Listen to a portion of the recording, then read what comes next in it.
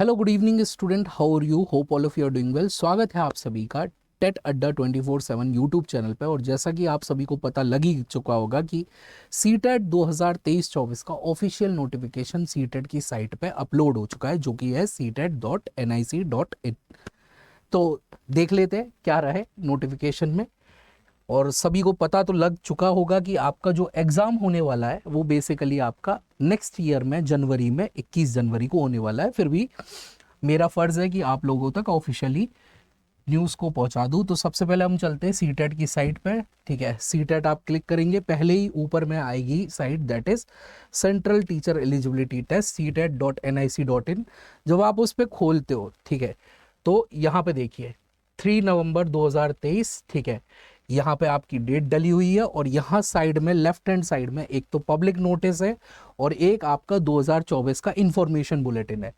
Public notice पे click करते हो तो आपका पूरा नोटिस आ जाता है, ऑफिशियल नोटिस, कि आपका 21/1/2024 मतलब 21 जनवरी 2024 को आपका सीटेट का पेपर कराया जाएगा 135 शहरों में भारत के। और ये जो आपका होगा पेपर, वो आपका ऑफलाइन मोड पे होगा।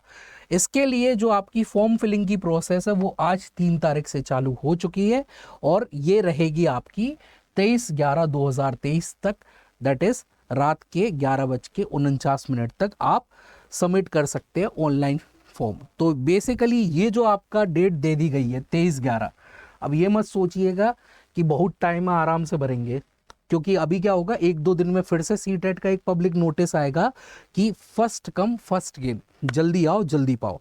तो अपने पसंद के अगर सेंटर चाहते हो तो जल्दी से भरना चालू कर दो, ठीक है। बट जब आप अप्लाई करेंगे, जैसे कि ये साइट है आपकी सीटेट की, ठीक है, यहाँ पे देखिए ये लिखा आ रहा है अप्लाई फॉर सीटेट जनवरी 2024, ठीक है। आपने इधर क्लिक किया, ठीक है, यहाँ पे अप्लाई पे क्लिक करेंगे तो अभी हो सकता है, क्योंकि जस्ट अभी आया है, बहुत सारे लोग, आपको पता ही है गत वर्ष में जो सीटेट हुआ था लास्ट वाला, ठीक है, उसमें कई सारे लोग क्या हुए थे, फेल हुए थे, ठीक है। तो बहुत सारे लोग इस वाले सीटेट में और इस वाले सीटेट में कई सारे इस बार लोग फॉर्म डालने जाने वाले हैं, ठीक है। तो देखिए अभी लोडिंग पे चल रहा है, आपके सामने मैंने दिखाया कि लोडिंग पे चल रहा है, ठीक है। तो माइट भी पॉसिबल अगर आपको भरना हो तो थोड़ा सा नियर अबाउट 10 बजे या फिर 10:30 के बाद भरना चालू कीजिएगा, क्योंकि जो आपके बेसिकली क्या बोलते हैं सर्वर्स होते हैं, जो आपके साइबर कैफे होते हैं, वो जनरली बंद हो जाते हैं, तो सर्वर स्पीड थोड़ी आने लगती है। अभी तो नहीं हो रहा, ठीक है। अब इसमें क्या है, कौन कौन एग्जाम दे सकता है, क्या इसकी एलिजिबिलिटी है, क्या इसका पेपर पैटर्न है, थोड़ा सा इस पे चर्चा कर लेते। तो इसके लिए आप लोग क्या कर सकते हो, ठीक है, सेम इसी साइट पे यहाँ पे इंफॉर्मेशन बुलेटिन है सीटेट का, इस पे क्लिक करिए तो एक नया आपको पीडीएफ पूरा, ठीक है, काफ़ी सारे पेजों का, 40 पेजों का डाउनलोड हो जाएगा। इसे आप बैठ के आराम से पढ़ सकते हैं अगर चाहे तो, वरना मेन मेन मुद्दों पे बात कर लेते हैं, ठीक है, कि क्या क्या इसमें बताया गया है। तो सबसे पहली चीज़ ऊपर में बताई गई है कि भाई ड्यूरेशन ऑफ ऑनलाइन एप्लीकेशन 3/11/2023 आज से 23/11/2023 तक। लास्ट डेट सबमिशन कब है, ठीक है, 23/11/2023, ठीक है, 11:49 तक। अब अगर आप ध्यान से देखोगे तो ये वाली जो डेट है ये रेड है, ठीक है। तो इसका रेड का मतलब ही ये है कि भाई जितना जल्दी भर सकते हो भर लो, ठीक है, फर्स्ट कम फर्स्ट गेन। अभी देखना 2-3 दिन में फिर से आ जाएगा ये नोटिफिकेशन कि भाई जो पहले आएगा पहले पाएगा, उस पर चलेगा, ठीक है। फिर थोड़ा सा आप नीचे जाओगे तो सीटेट के बारे में थोड़ी इंफॉर्मेशन दी गई है कि भाई ये कहाँ है, कैसे अप्लाई करना है, ठीक है। साइट पे जाइए, ठीक है, ऑफिशियल साइट पे अप्लाई ऑनलाइन, ऊपर में अभी आपको दिखाया था उस पर क्लिक करिए, ठीक है। ऑनलाइन एप्लीकेशन फॉर्म को फिल करिए, रजिस्ट्रेशन नंबर और एप्लीकेशन नंबर इसे नोट डाउन कर लीजिए, ठीक है।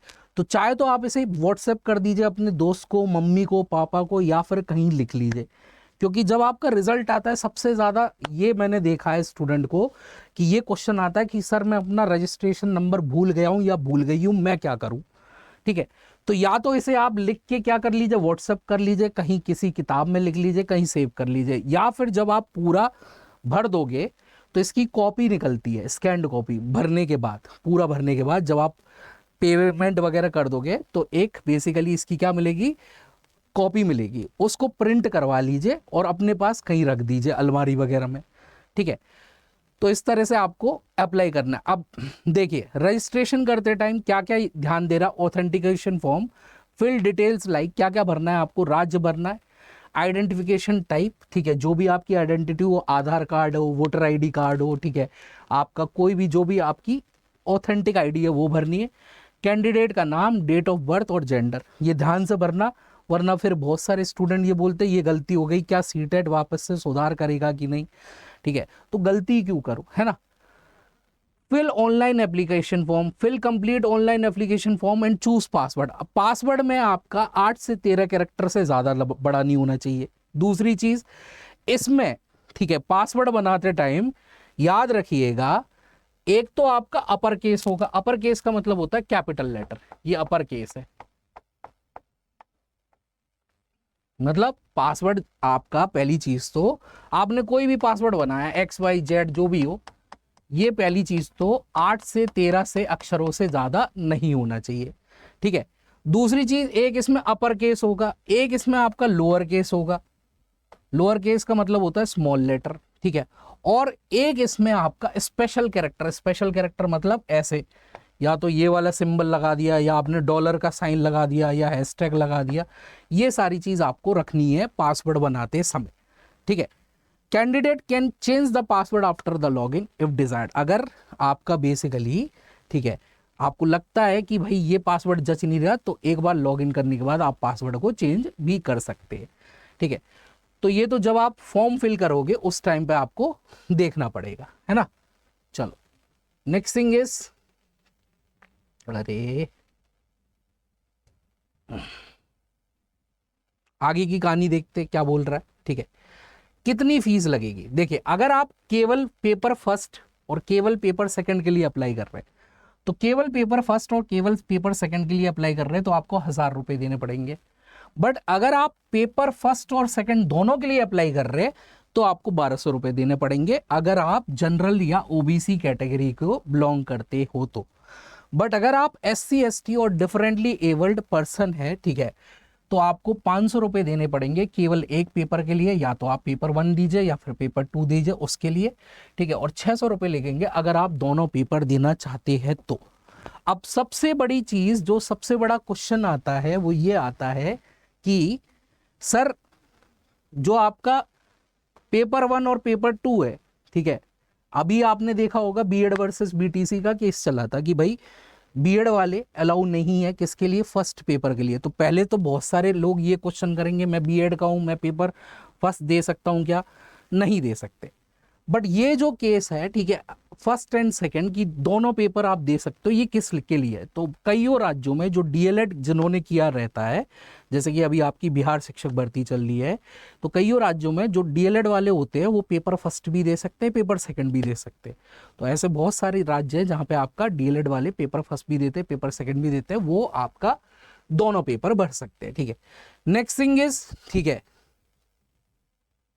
आगे की बात अगर हम करें कि क्या है इसका, क्या बोलते हैं, एग्जामिनेशन पैटर्न। तो एग्जामिनेशन पैटर्न की बात कर लेते हैं, ये इसको अलग से ले लेते हैं, इसमें तो टाइम लगेगा।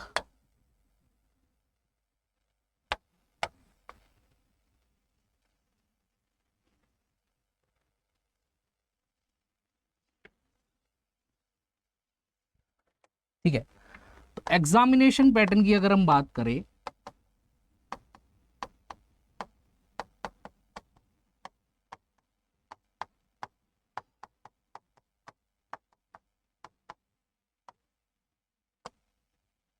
ठीक है, अगर हम एग्जामिनेशन पैटर्न की बात करें तो एग्जामिनेशन पैटर्न में देखिए बेसिकली पहले पेपर 1 की बात कर लेते हैं, ठीक है, इसमें एक होती है आपकी लैंग्वेज,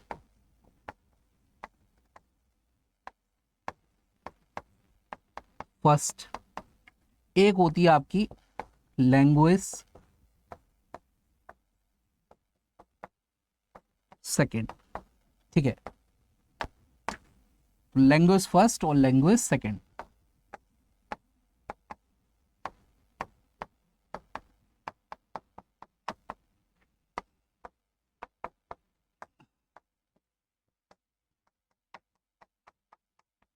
ठीक है, एक होता है आपका CDP, child development and psychology, ठीक है। एक होता है आपका एनवायरमेंटल साइंस,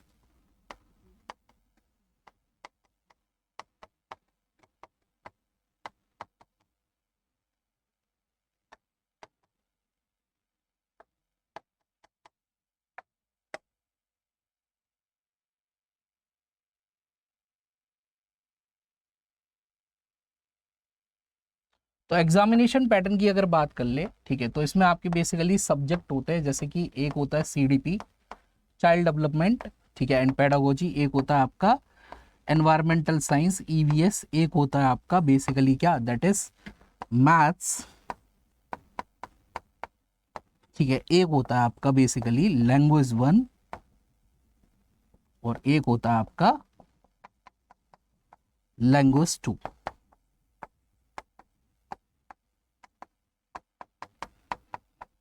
ठीक है।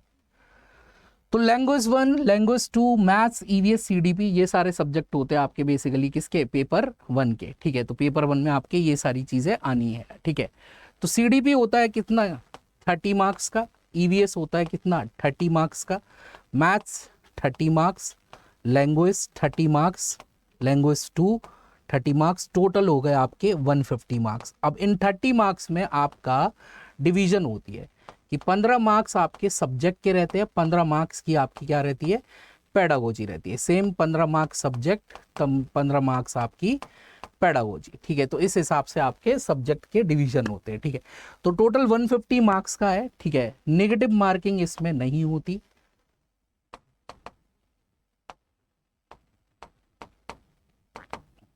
ठीक है। तो जो नेगेटिव मार्किंग है इसके अंदर नहीं है, तो कोई नेगेटिव मार्किंग नहीं होती, तो आप आराम से कर सकते हो। और जो आपके मिनिमम पासिंग मार्क्स है, ठीक है, मिनिमम पासिंग मार्क्स,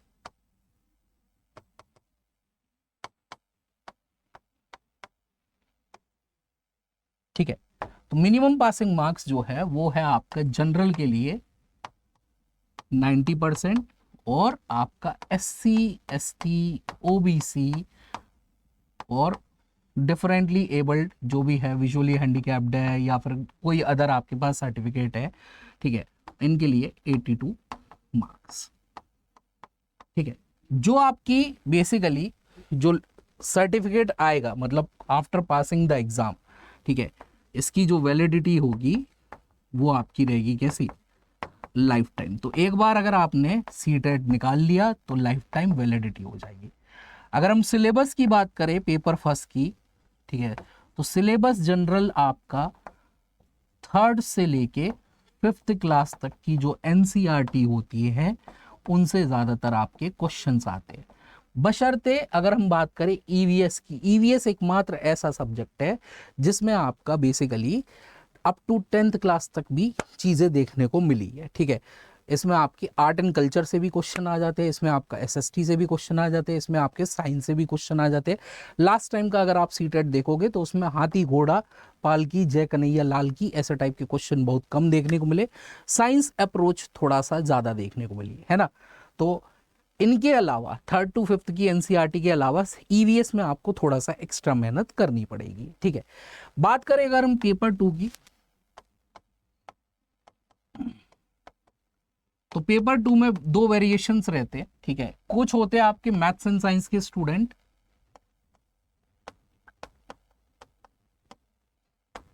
और कुछ होते हैं आपके सोशल साइंस के स्टूडेंट।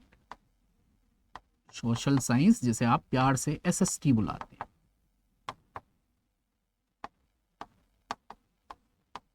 ठीक है। तो कुछ है आपके मैथ्स एंड साइंस के स्टूडेंट, कुछ है आपके सोशल साइंस के स्टूडेंट। अब जिनका आपका ग्रेजुएशन के टाइम पे या फिर बीएड में जो subject maths physics chemistry biology रहा हो वो आपका ये वाला सेक्शन चूज करेंगे। जिनका आपका ग्रेजुएशन में आर्ट्स रहा हो और आपके बीएड के टाइम पे जो हिस्ट्री पॉलिटी ये सारी चीज रही हो तो वो आपका एसएसटी चूज करेंगे।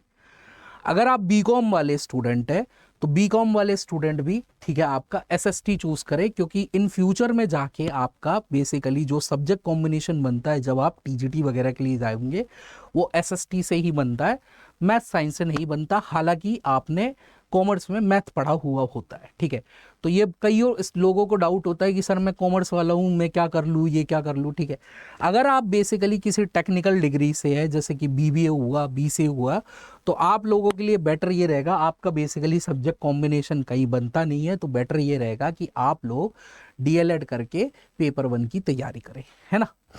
ना सेम चीज यहाँ पे भी क्या है, सीडीपी है, सेम चीज यहाँ पे भी आपका क्या है, ठीक है, दैट इज आपका लैंग्वेज 1,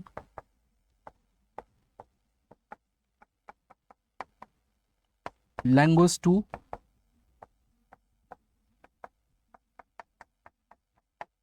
ठीक है, आपका मैथ्स और आपका साइंस। डिवीजन ऑफ नंबर्स जो है वो सेम है, 30 मार्क्स, 30 मार्क्स, 30 मार्क्स, 30 मार्क्स और 30 मार्क्स। तो सेम अगेन, ठीक है, 15 नंबर का आपका क्या रहेगा, थ्योरी रहेगा, 15 नंबर का आपका बेसिकली पेडागोजी रहेगा। सोशल साइंस में आपका सीडीपी, ठीक है, लैंग्वेज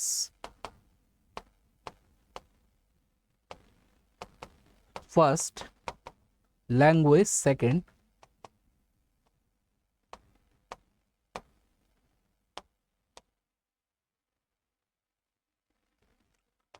लैंग्वेज फर्स्ट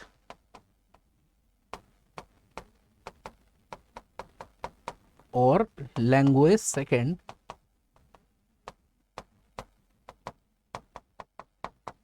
और आपका एसएसटी, जिसके अंदर आपका बेसिकली हिस्ट्री, पॉलिटी और ज्योग्राफी जो मेन सब्जेक्ट है वो ये आएंगे।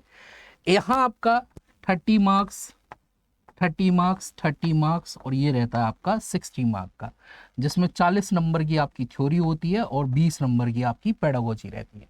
तो यहाँ थोड़ा सा अलग रहता है, 60 में से 40 नंबर की थ्योरी है, 20 नंबर का आपका क्या रहेगा, पेडागोजी। यहाँ पे भी टोटल नंबर 150 मार्क्स का पेपर है, जो कि 2.5 घंटे के अंदर होता है, और नो नेगेटिव मार्किंग। अभी सबसे अच्छी चीज जो चीज चल रही है सीटेट में कि नेगेटिव मार्किंग नहीं है। फिर भी आपने देखा होगा बहुत सारे स्टूडेंट इस बार तब भी आपका सीटेट नहीं निकाल पाए, ठीक है। तो ये आपका एक ओवरऑल, ठीक है, शॉर्ट में ब्रीफली डिस्क्रिप्शन है, ठीक है, किसका, आपका सीटेट का, ठीक है। अब इसकी एलिजिबिलिटी क्या होती है, कौन कौन दे सकता है, ठीक है। एलिजिबिलिटी का अगर मैं बात करूं, सिंपल सी एलिजिबिलिटी कि अगर आपने डीएलएड करी हो, ठीक है, तो आप पेपर फर्स्ट और पेपर सेकंड दे सकते हो। ये एनसीटीई के द्वारा बताई गई है, क्योंकि एनसीटीई कईयों जगह पे, कईयों राज्य में डीएलएड जिन्होंने किया रहता है वो पेपर 2 भी देते हैं। जैसे कि अभी आप देख रहे हो बिहार शिक्षक भर्ती, डीएलएड किया हुआ फिर भी पेपर 2 दे रहे हैं। बट अगर आपने बीएड किया है, आफ्टर ग्रेजुएशन अगर आपने बीएड किया है, तो आप केवल पेपर सेकंड के लिए एग्जाम देंगे, आप पेपर फर्स्ट के लिए एग्जाम मत दीजिएगा। हालांकि आप पे तो कर सकते हो, दे सकते हो, बट उस एग्जाम को देने का कोई फायदा नहीं होगा, तो मत दीजिएगा, ठीक है। तो ये आपकी इन शॉर्ट, ठीक है, डिटेल्ड इंफॉर्मेशन थी। बाकी अगर आपको कोई भी डाउट हो रिगार्डिंग, ठीक है, सीटेट, तो आप कमेंट बॉक्स सेक्शन में पूछ सकते हैं, ठीक है। और अपनी तैयारी को, ठीक है, अभी से क्या कर लीजिए, मजबूत कर लीजिए। 2 महीने हैं, 2 महीने में, ठीक है, बेसिकली आपका क्या कर सकते हैं हम, पूरा का पूरा सीटेट को आराम से कवर कर सकते हैं। तो घबराए मत, ठीक है, तैयारी अभी अपनी स्टार्ट करें, ठीक है, बेसिक्स पढ़ना चालू करें, ठीक है। जो आपका बेसिकली एनसीईआरटी है उनको ज़्यादा फॉलो करें। अगर आप कहीं किसी मेंटोर को नहीं मान रहे हैं, तो आप अपना बेसिकली खुद से एनसीईआरटी पढ़ना चालू करें। अगर आप लेवल 1 के स्टूडेंट हो, तो 3rd से 5th तक की एनसीईआरटी पढ़ना चालू करें। मतलब ये आपको आनी चाहिए, कंठस्थ होनी चाहिए, ठीक है, याद होनी चाहिए आपको। बाकी जो एक्स्ट्रा रहेगा, जहां से अप्रोच बना सकता है क्वेश्चन करने की, वो आपको, आपका जो भी आप एक मेंटोर पकड़ते हो उसे पकड़ लीजिए, ठीक है। वो आपको उसका लेवल बता देगा कि इस लेवल तक का आपका पूछा जा सकता है। और अगर आप बेसिकली मैथ्स और साइंस और एसएसटी के स्टूडेंट हो, तो अप टू 6 से लेके 8 तक पहले इतना रहता था, बट आजकल कुछ क्वेश्चन 10th क्लास तक के आने लगे हैं। तो वो 10th क्लास तक के अप्रोच तक की पढ़ाई करिए एनसीईआरटी से, आपका पेपर बहुत आराम से और बहुत अच्छे से निकल जाएगा। तो तो इसी के साथ इस वीडियो को कहते हैं अलविदा, ठीक है। नेक्स्ट वीडियो में हम मिलेंगे, ठीक है। जो भी आपका डाउट होगा उससे रिलेटेड, तो अगर आपको कोई भी डाउट हो, ठीक है, रिगार्डिंग सीटेट कि कौन दे सकता है कौन नहीं दे सकता, क्या अगर आपको एलिजिबिलिटी का अलग से वीडियो चाहिए, तो आप कमेंट बॉक्स सेक्शन में कमेंट करके बता दीजिएगा। तो मिलते हैं अगले वीडियो में। जय हिंद, जय भारत।